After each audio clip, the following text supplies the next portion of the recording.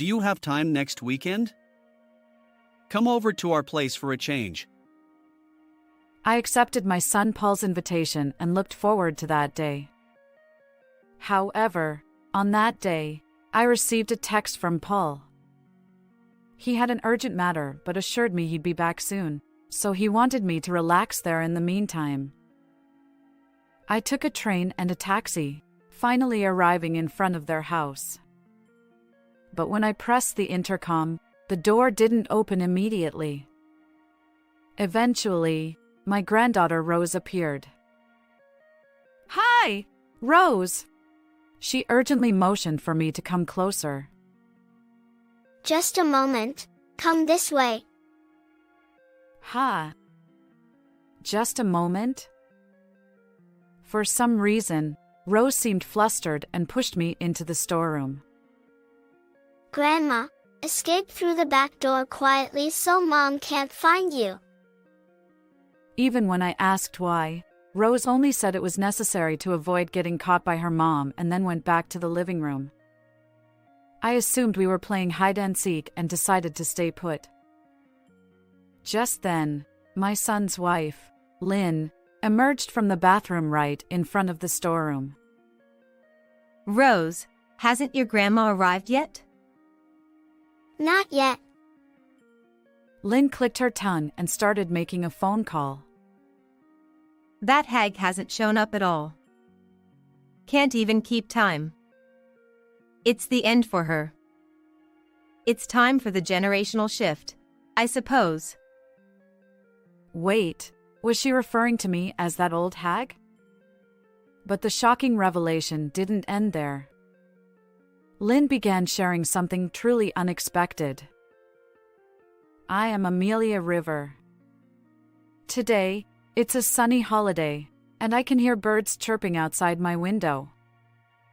I open the curtains, tidy up my appearance, and head from the overly spacious bedroom to the smaller room in the back. As I open the door, there's my late husband's smiling portrait.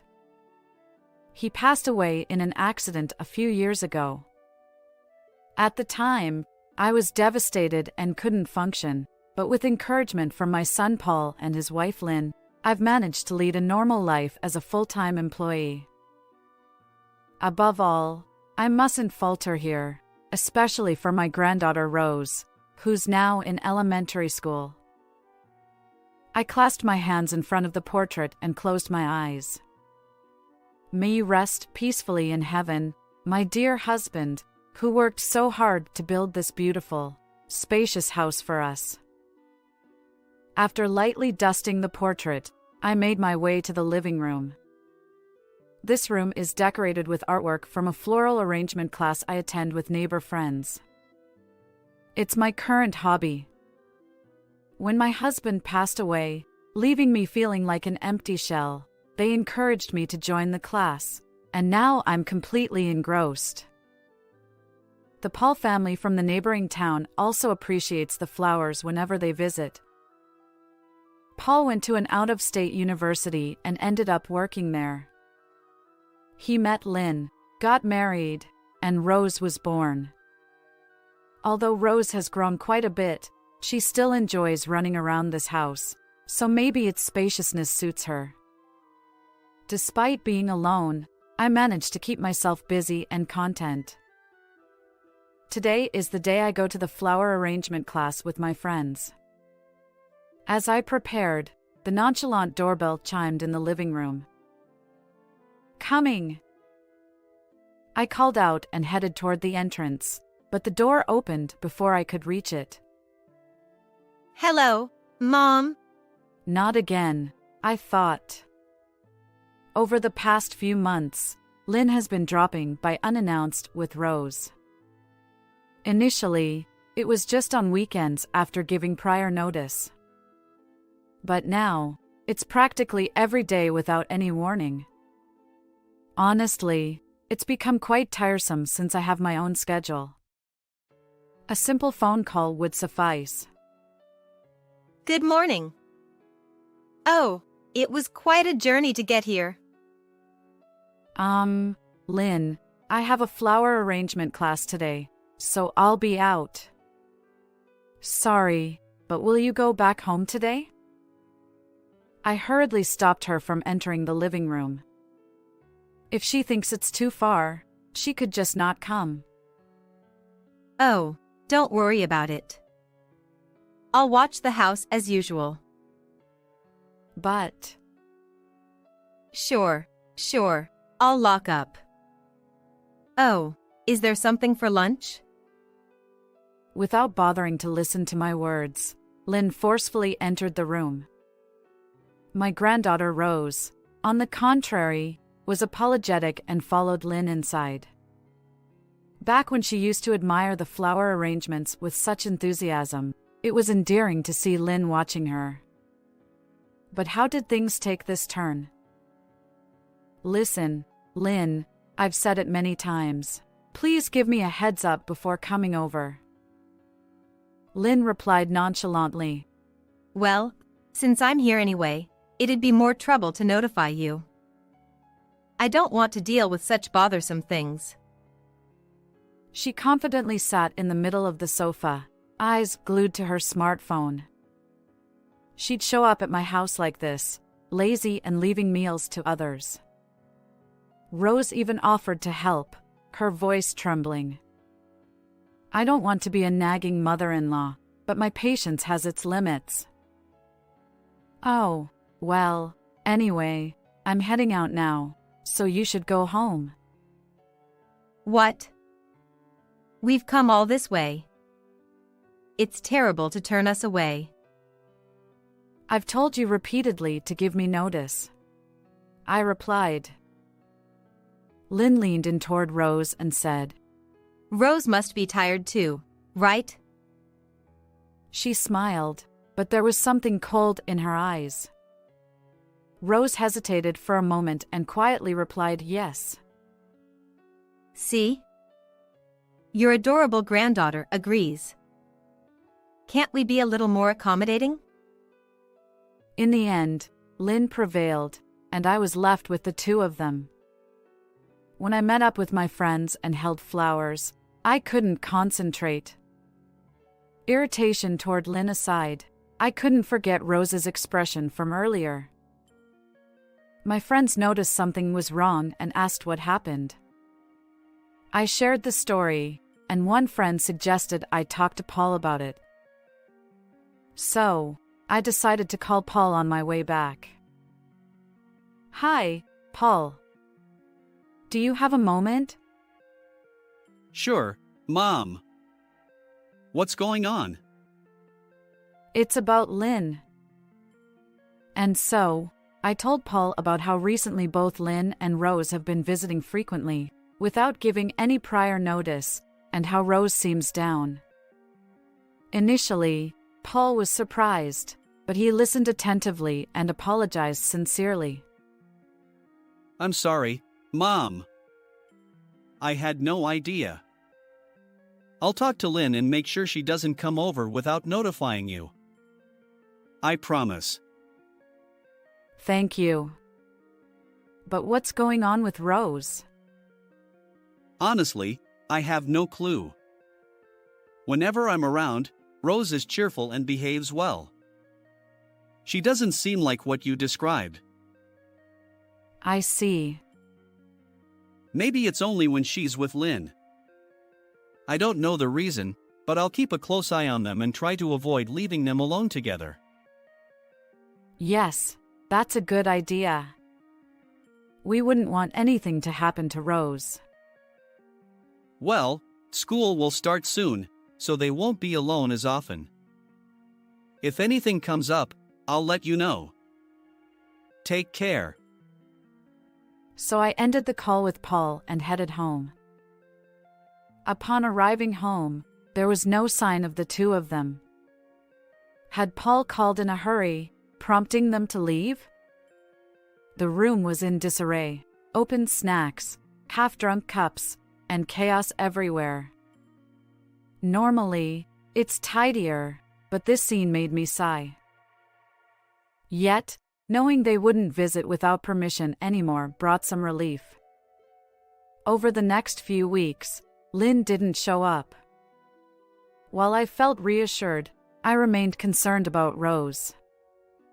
I reached out to Paul several times, but his responses were vague. Busy, perhaps? And so, the weekend arrived, and this time it was Paul who contacted me. Hello, Mom. Are you free next weekend? Come over to our place for a visit. Rose really wants to see you. I replied enthusiastically, looking forward to that day. However, on that day, as I was heading to the station, I received a text from Paul. Something urgent came up, but I'll be back soon. Please relax at my home for now. His dedication to work reminded me so much of his father. I chuckled. It's wonderful that he graduated from college and found a job he loves. Paul truly makes me proud. After transferring between trains and a taxi, I finally arrived in front of Paul's house. I paid the fare to the driver and stretched a bit. The 2-hour journey had taken a toll on my body, especially for someone in their late 40s. Perhaps some of the fatigue was due to the nervousness I felt. My desire to see Rose was strong, but I hadn't met her since Paul had asked Lynn and Rose to leave my home that one time. As I stood in front of the door, I took a deep breath and pressed the intercom button. However, the door didn't open immediately. After a while, only Rose appeared. "Hi, Rose." "It's been a while," I greeted her. Grandma. Not now. Come this way. Rose replied, sounding flustered. "What do you mean, not now?" "Rose?" For some reason, Rose urgently pulled my hand and led me into the storage room. Her serious expression was quite unusual for an elementary school kid. She whispered, Grandma, hide through the back door. Quietly. I followed her instructions, still feeling confused. Was this some kind of hide-and-seek game? I stayed put, waiting. Then I heard the sound of the bathroom door opening, and Lynn's voice reached me. Didn't your grandma arrive? She asked Rose. Peeking through the gap in the storage room, I saw Rose shaking her head vigorously, and Lynn responding with an annoyed gesture. They were having a silent exchange. Lynn then took out her smartphone and began talking to someone.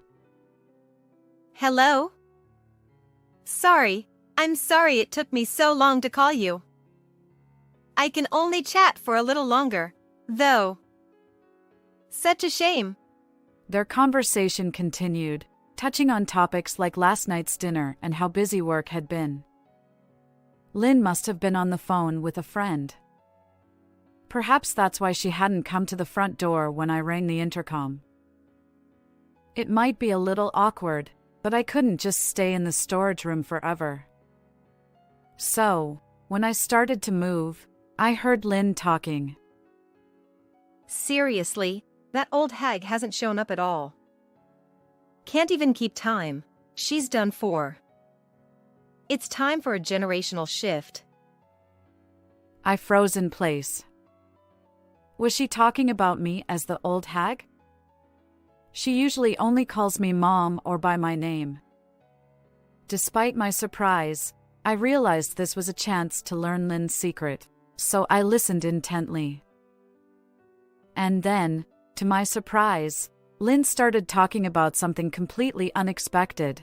Well, I can chat for a while. Our last date was so much fun. That hotel was amazing, right?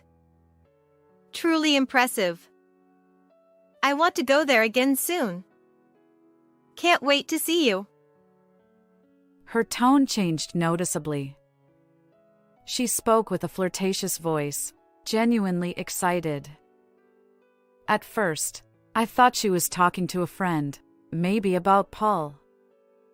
But would she discuss dinner or dates over the phone? Paul was at work. So, was this someone other than Paul, a man, and not just a friend? As I reached this conclusion, a chill ran through me. I pulled out my smartphone, trembling, and pressed the record button. Lynn continued. You're amazing. I want a brand name bag next. If you get it for me, I'll wear that cute outfit you mentioned the other day.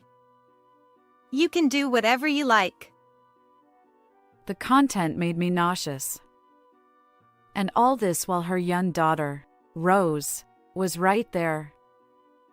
Rose might not fully understand, but she sensed that her mother's behavior wasn't praiseworthy. Rose thought that if I ran into Lynn, who was on the phone with someone else, it would be a big problem. So she forcefully pulled my hand and told me to hide in the storeroom. Rose, still in first grade, sat there with a sad expression, unknowingly bearing the weight of her mother's actions.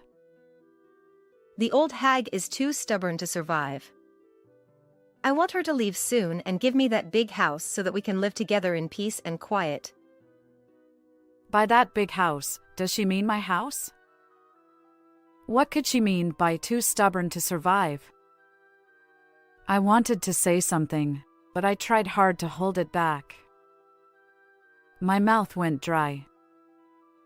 Really, it's really annoying. She got angry when I took a picture of the interior. It's like she's going through menopause. I wish she'd learn from my kindness. After that, she continued to make horrible remarks about how my clothes were tacky and the food menu was old. I felt sadness and anger at the same time, thinking that he had thought of me that way. I rubbed my shaking body, telling myself that getting out of here now and getting angry would not change anything, and that I would just have to bear it for now. I'm really grateful that you prepared the medicine for me. I'll have to give her lots of them so she can get the hell out of here soon. Saying this, Lynn transferred the white powder in her hand into a cup. It was hard to see through the gap, but I assumed it was a visitor's cup I had given her a long time ago. It felt as if a blade had been placed against my neck. I don't know what medicine it was, but I was sure it was something not good. Don't tell me you're going to make me drink that. My blood quickly drained from my veins. I never thought that my son's wife, whom I had always thought of as a good daughter, would do such a thing. Well, I'd better go. My husband will be back soon. See you at the hotel. I love you. Saying that, Lynn pulled the smartphone away from her ear. But she was still operating the screen. While I was watching what she was doing, the phone rang in my hand. Ah. I rushed to turn off my smartphone, but it was too late. Mom, did you hear that by any chance?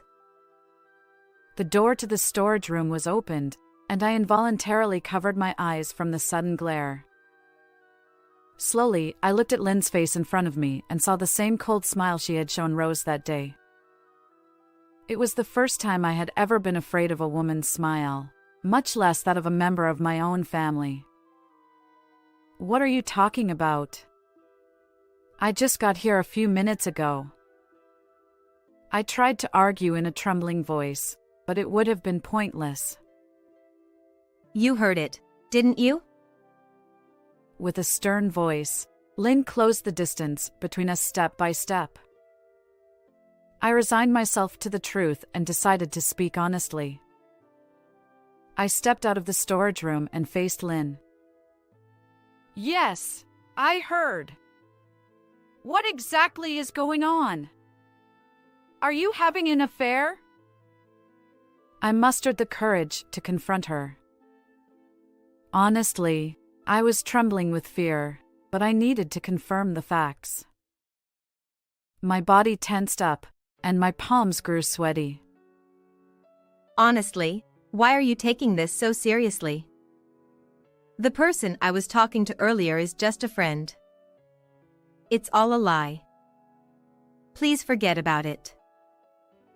Lynn laughed through her nose, deliberately making it seem forced. But it can't be dismissed as a joke. I heard the entire conversation earlier. You only heard my voice, didn't you? You can't possibly know who the person on the other end of the phone was. Accusing me of having an affair is harsh.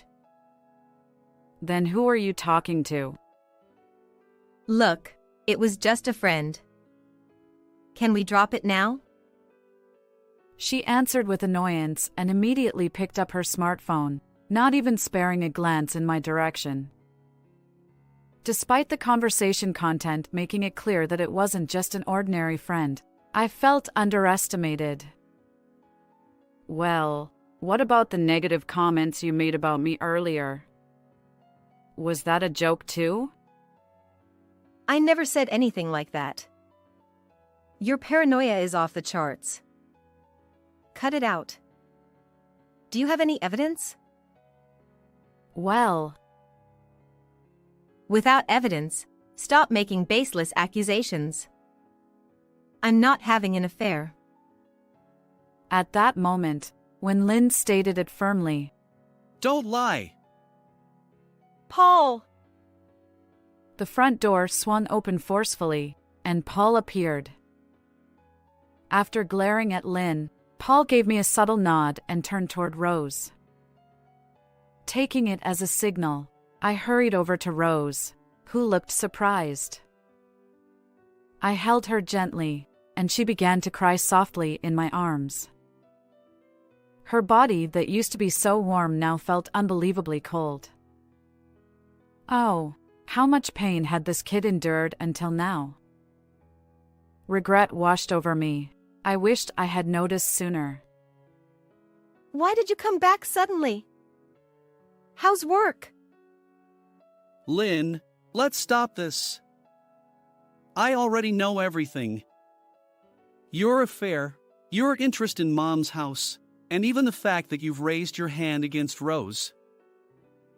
What evidence do you have to say such things? Mom sent me a video. Paul manipulated the smartphone he held. You're amazing. I want a brand name bag next. If you get it for me, I'll wear that cute outfit you mentioned the other day. You can do whatever you like. And there it was, the same line Lynn had just spoken. Yes, I had been secretly recording videos, and I had just shared one with Paul. Having already finished his errands, Paul had rushed home and timed his entrance perfectly. You were filming all that?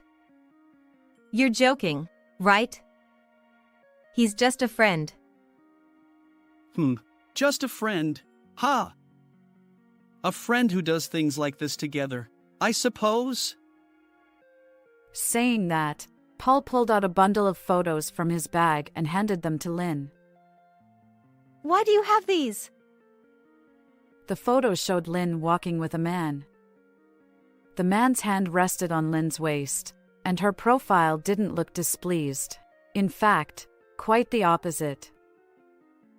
Moreover, the building in the background was a hotel. It was clear that this wasn't just an ordinary friendship. There were other photos too, the two of them smiling with matching necklaces, holding hands, and even embracing. As Lynn looked at them, her face grew paler. I knew, Lynn. I knew about your affair. Why? Your behavior lately has been strange. You've been away from home a lot. And Rose told me. Rose did. I held the small body in my arms tightly. Rose's little arms clung to my clothes, and she buried her face, avoiding her mother's gaze. Rose, you! After I specifically told you not to say anything, what are you doing? What are you doing, Lynn? You're the one who should be asking that. What kind of behavior is this in front of a child? You probably haven't even considered how Rose felt. I couldn't take it anymore. Mom talks bad about Dad, she abuses me, and strangers come to our house. Hearing those words, I hurriedly reached for Rose's clothes. She flinched slightly but obediently lifted her shirt. There were several painful bruises on her stomach, and I couldn't help but grimace. Did Lynn raise her hand to silence Rose? If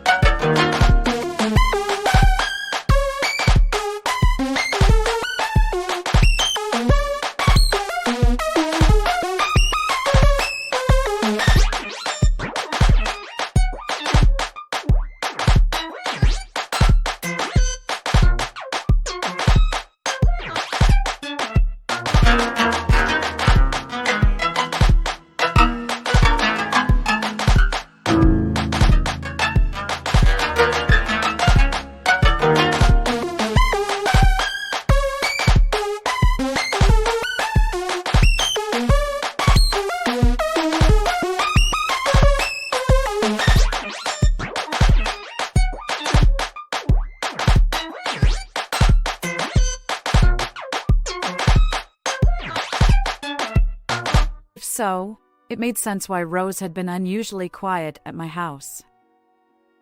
Rose, could this be? Rose nodded faintly in response to my question. Seeing that, Lynn glared at Rose. Paul stepped in front of Lynn, shielding Rose from her gaze completely. I couldn't believe a mother would do such things to her own child. The night Lynn went to the hotel with that man, Rose tearfully confided in me. So I hired a detective. Today, I was getting an update on the progress. What? A detective? Yeah, we had a thorough investigation. Seems like the guy is a pharmacist. To go that far? Paul confronted Lynn with the evidence he had gathered. Already sensing something was wrong, he had consulted a detective. From the moment Rose told me until we had this evidence, I was worried sick that Lynn might hurt her again. It felt like my heart was being torn apart. Paul's face looked agonized. Discovering that someone he loved had betrayed him and harmed his precious treasure must have been unbearable for Paul during these past few days. But Rose assured me she was okay. This little girl supported me. And now we have solid evidence. I thought he had invited me over today for Rose's mental well-being. For Rose, her mother had become nothing more than a source of fear. Paul turned toward me and bowed deeply. Mom, I'm truly sorry for involving you in all of this. It's okay. Both you and Rose have been incredibly strong, I reassured him. This was undoubtedly their true feelings. Rather than apologizing to me despite their own suffering, I felt proud of Paul for being able to do so. Thank you. Paul wore a genuinely apologetic expression, but there was also a hint of relief in his eyes. More importantly, something caught my attention. You mentioned that the other person is a pharmacist? Huh? Yeah, he's quite well known in the industry, apparently. Earlier, Lynn put something like medicine into that cup. Could it be? Paul rushed to the table. He overturned the cup, and white powder scattered across the floor. What is this, Lynn? I got it from that boyfriend of mine. For what purpose? Well, to get rid of this old hag, of course. It's obvious. I want to move in with him to that big house soon. Neither you nor the child are needed. Lynn, who had seemed resigned and disheartened just moments ago, suddenly raised her voice. She grabbed the fallen pills and approached me with a menacing look. Take this already. Come on. I held Rose even tighter, shielding her from Lynn. But Lynn's arm pushed me aside, and she climbed on top of me.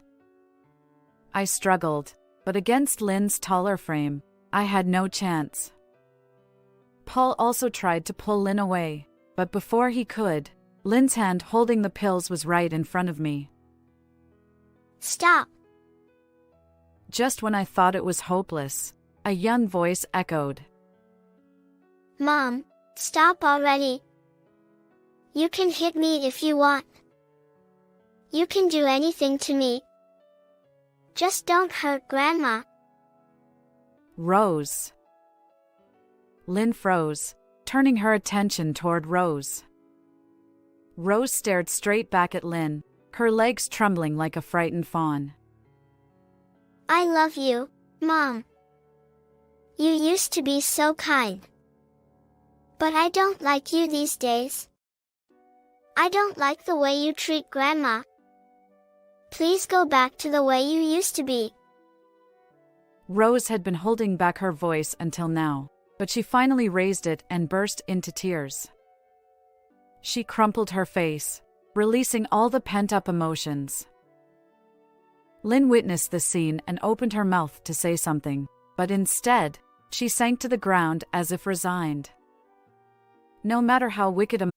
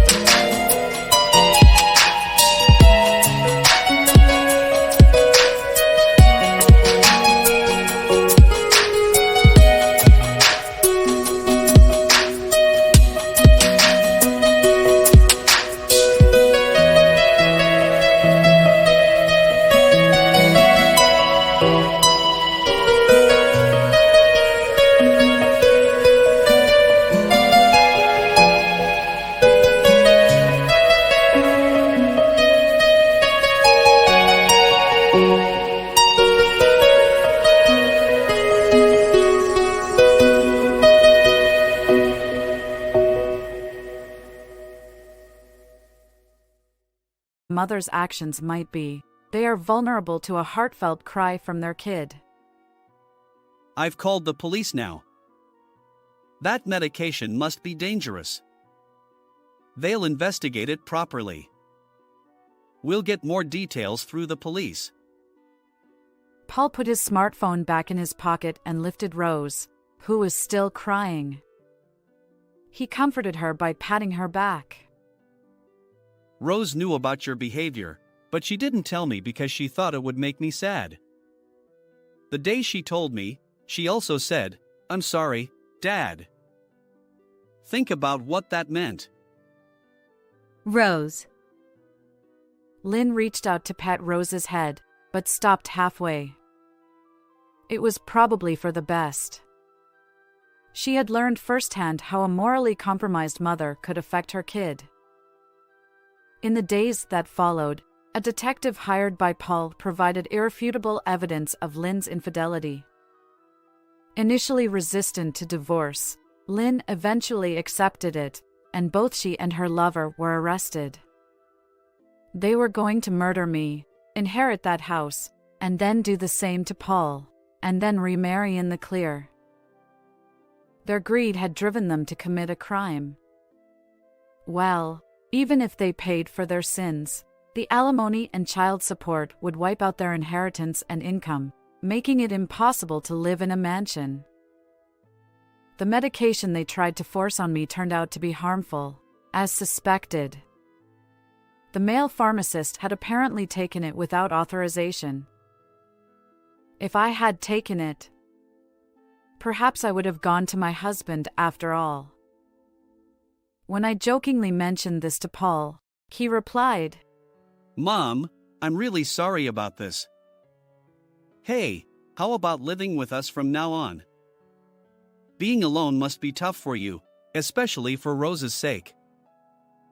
Now, in addition to the colorful flowers, I live with my loved ones. The overly spacious house was quickly filled with the two's belongings, and there was no trace of the lonely space. Today, as always, I kneel in front of my late husband's photograph in the small room. It seems I'll be joining him in heaven a little later. Right now, I'm incredibly happy.